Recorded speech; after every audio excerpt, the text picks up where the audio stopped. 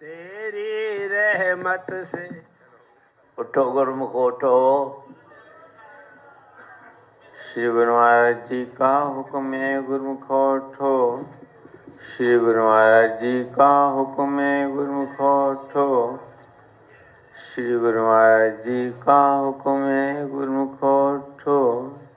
बोलो जयकारा बोल मेरे श्री गुरु महाराज की जय। ये मुर्शिद का दर है चले आएगा। ये मुर्शिद का दर है चले आएगा। मुसरत हकीकी यही पाएगा। ये मुर्शिद का दर है चले आएगा। मुसरत हकीकी यही पाएगा। ये मुर्शिद का दर है। मुकद्दर से पाया ये भक्ति का हीरा। मुकद्दर से पाया ये भक्ति का हीरा। करे तब व्यापार क्यों खार खल का। करे तब व्यापार क्यों खार खल का। प्रभु नाम से दिल को महकाइएगा। प्रभु नाम से दिल को महकाइएगा। महकाइएगा चले आएगा। ये मुर्शिद का दर है। अभ्यास सेवा सत्संग पूजा। अभ्यास सेवा सत्संग पूजा। गुरु दर्शनों का है फल ही अनूठा। गुरु दर्शनों का है फल ही अनूठा। ये पांचों नियम इनको अपनाइएगा। ये पांचों नियम इनको अपनाइएगा। अपनाइएगा चले आएगा। ये मुर्शिद का दर है।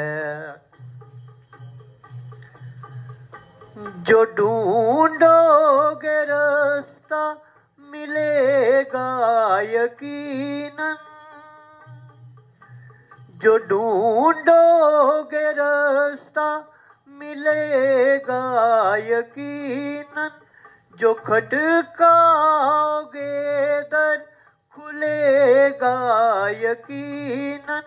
जो खटकाओगे दर खुलेगा यकीनन। गुरु के वचन पर अमल लाइएगा। गुरु के वचन पर अमल लाइएगा। अमल लाइएगा चले आएगा। ये मुर्शिद का दर है। लुटाते हैं रहमत यहाँ जग के वाली। लुटाते हैं रहमत यहाँ जग के वाली। बरसती यहाँ बंदगी की गुलाली। बरसती यहाँ बंदगी की गुलाली। अंधेरे से पर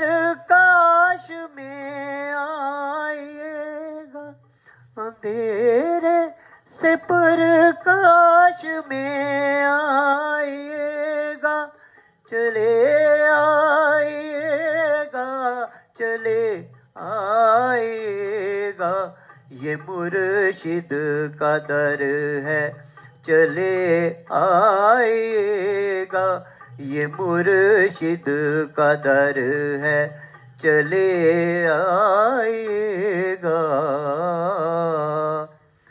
बोलो जयकारा बोल मेरे श्री गुरु महाराज की जय।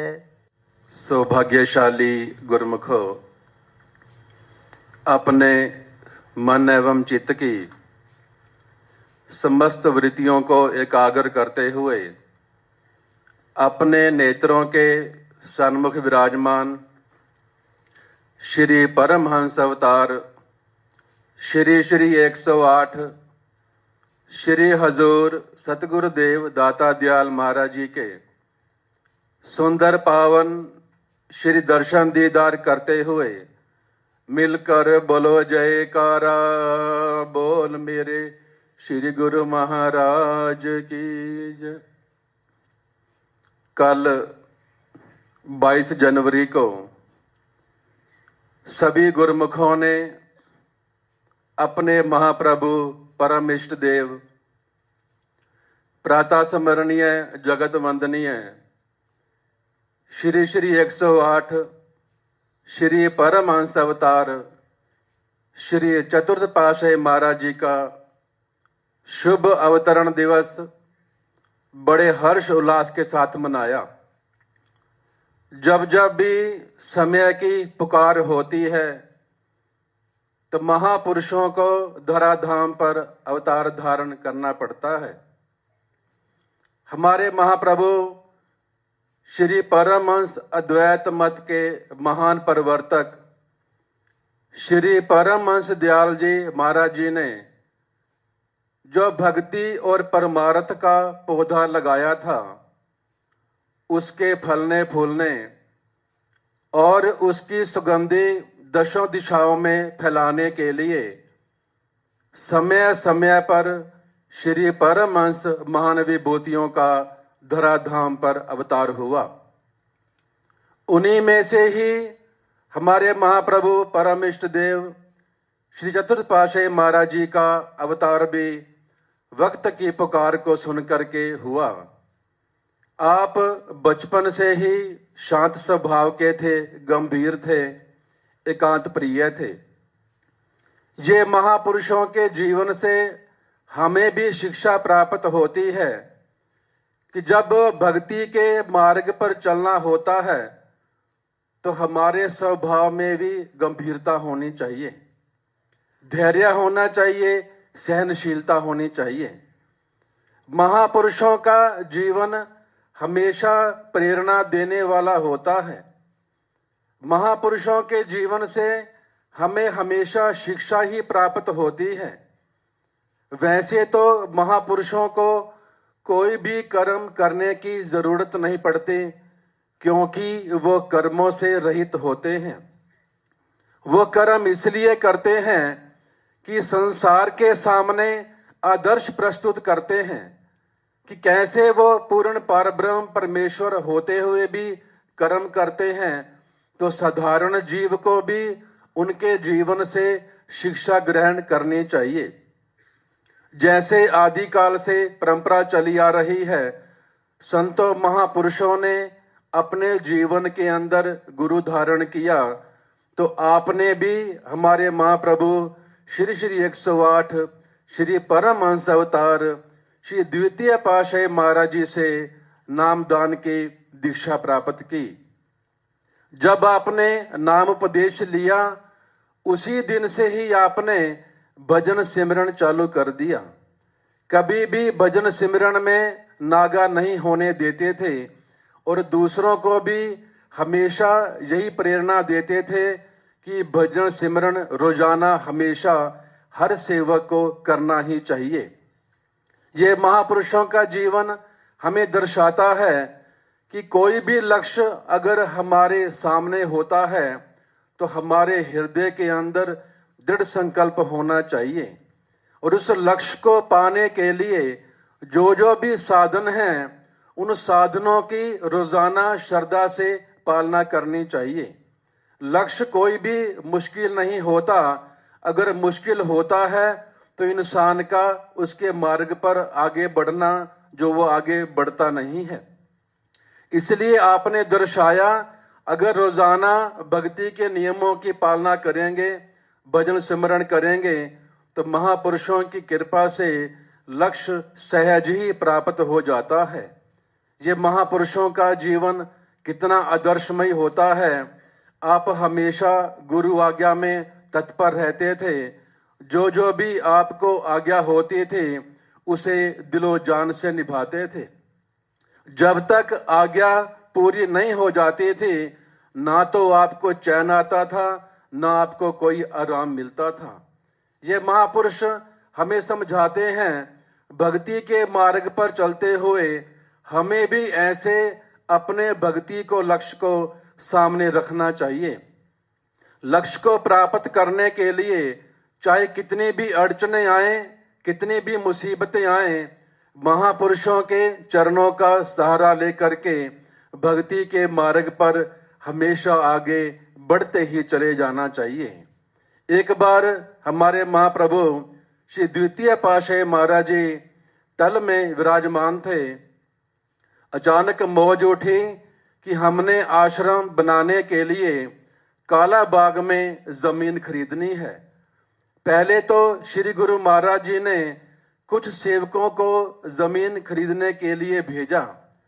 जब सेवक वहां पर पहुंचे, थोड़े दिन के पश्चात वापिस श्री चरणों में पहुंचे और विनती करने लगे, प्रभु ना तो वहां पर धन की कोई उपलब्धता है, ना ही कोई साधन है, इसलिए हम जमीन खरीद नहीं सके।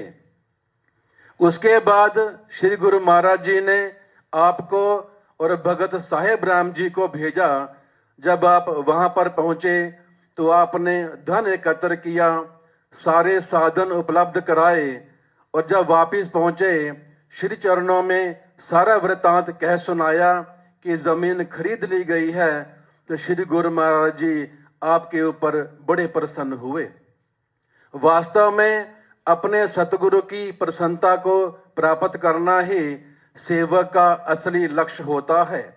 सेवक वो कर्म कभी नहीं करता जिसमें उसके परम इष्ट देव की प्रसन्नता समाई हुई नहीं होती, क्योंकि महापुरुषों की प्रसन्नता को प्राप्त करना ही सेवक का परम धर्म बन जाता है। इसलिए वो अपने सतगुरु की आज्ञा को हमेशा शिरोधार्य करता रहता है। जब जब भी सेवक सेवा करता है तो उसे कभी भी इस बात का अहंकार नहीं करना चाहिए कि मैं सारा कुछ मैं ही करता हूं। आपके जीवन में ये 3 शब्द हमेशा रहते थे। वो 3 शब्द हैं, अभी कर लो। जब भी कोई आपको सेवा का हुक्म होता था तो कभी आप उस सेवा को कल पर नहीं टालते थे। आप सोचते थे महापुरुषों की आज्ञा हुई है और उस आज्ञा को अभी पूरा करना है। कहते हैं चाहे लक्ष्य कोई संसारिक हो या भक्ति का हो, अगर ये तीनों शब्द किसी जीवन इंसान के जीवन में आ जाते हैं तो वो लक्ष्य को सहज ही प्राप्त कर लेता है। अगर कोई किसी काम को करना चाहता है, सोचता है शाम को करूंगा या कल करूंगा, ऐसा कभी सोचे नहीं, उसे अभी इसी समय कर लेना चाहिए। और जिसने भी इस सूत्र को अपनाया है उसने जीवन में हमेशा अपने लक्ष्य को प्राप्त किया है। इसलिए सेवक को कभी अहंकार नहीं करना चाहिए। एक बार एक गुरु के आश्रम में शिष्य रहते थे, तो एक शिष्य के मन में ये अहंकार आ गया कि मैं तो बहुत सेवा करता हूँ, जो और लोग सेवा करते हैं वो इतने नहीं करते, मैंने दरबार का बहुत काम संभाल रखा है। गुरुजी अंतर्यामी थे, सब जानते थे। उन्होंने सारे सेवकों को बुलाया, इकट्ठा किया, और जिस सेवक के मन में अहंकार आया हुआ था उसको पूछने लगे कि अगर किसी सेवक के हृदय में अहंकार आ जाता है तो उसकी दशा कैसे होती है। वो सेवक कहने लगा, गुरुजी मुझे तो नहीं मालूम। फिर गुरुजी ने कहा, अगर आपके हाथ में झाड़ू पकड़ा दी जाए और आपको बोला जाए 1 घंटा आश्रम में झाड़ू लगानी है तो अब कैसे करेंगे? वो कहने लगा, गुरुजी मैं तो दिलो जान से सेवा करूंगा, 1 घंटा झाड़ू लगाऊंगा। फिर गुरुजी ने कहा, अगर वही झाड़ू आपने सारा दिन लगानी है तो फिर आपको क्या महसूस होगा? वो शिष्य कहने लगा, फिर तो मुझे भी तकलीफ होगी, कष्ट होगा और मुझे थकावट हो जाएगी। गुरुजी कहने लगे, सफाई तो झाड़ू कर रही है, लेकिन तकलीफ आपको कैसे हुई?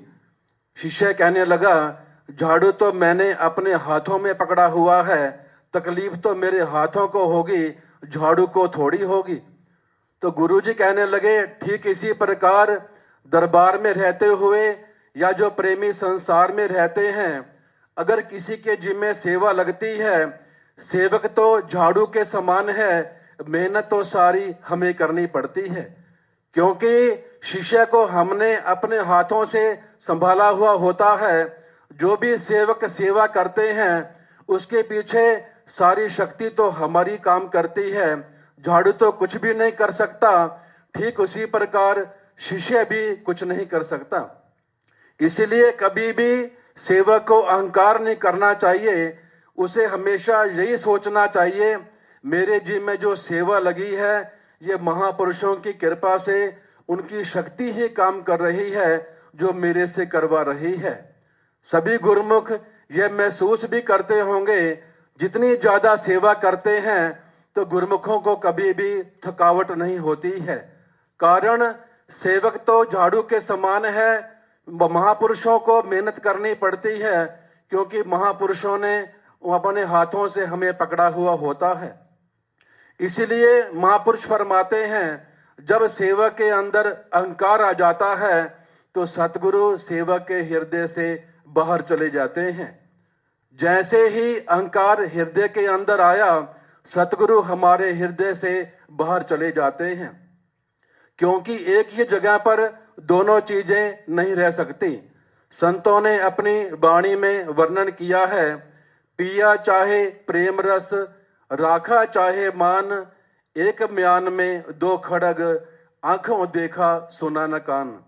जैसे एक म्यान में 2 तलवारें नहीं रह सकती, ठीक उसी प्रकार एक इंसान के हृदय में या तो विषय विकार होंगे या फिर महापुरुषों का सिंहासन होगा।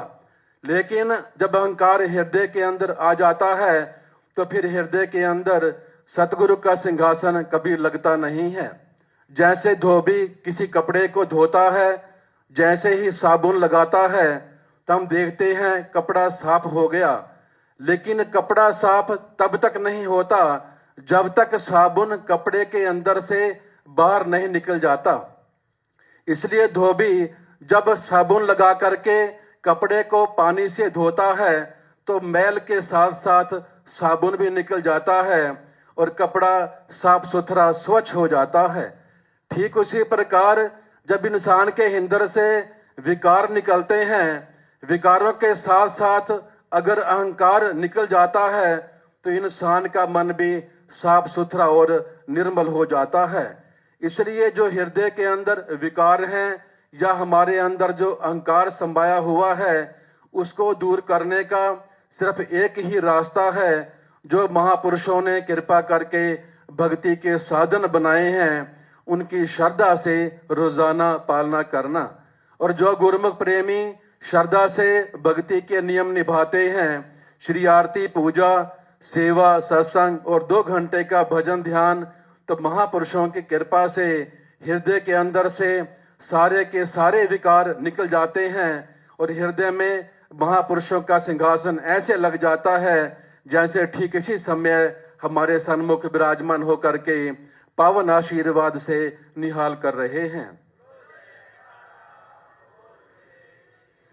महापुरुष तो दिन रात हमारे ऊपर कृपा कर रहे हैं। अब ये हमारा फर्ज बन जाता है महापुरुषों की प्रसन्नता को प्राप्त करने के लिए भक्ति के साधनों की रोजाना पालना करें और महापुरुषों की प्रसन्नता को प्राप्त करके अपने जीवन को सफल करें। बोलो जयकारा, बोल मेरे श्री गुरु।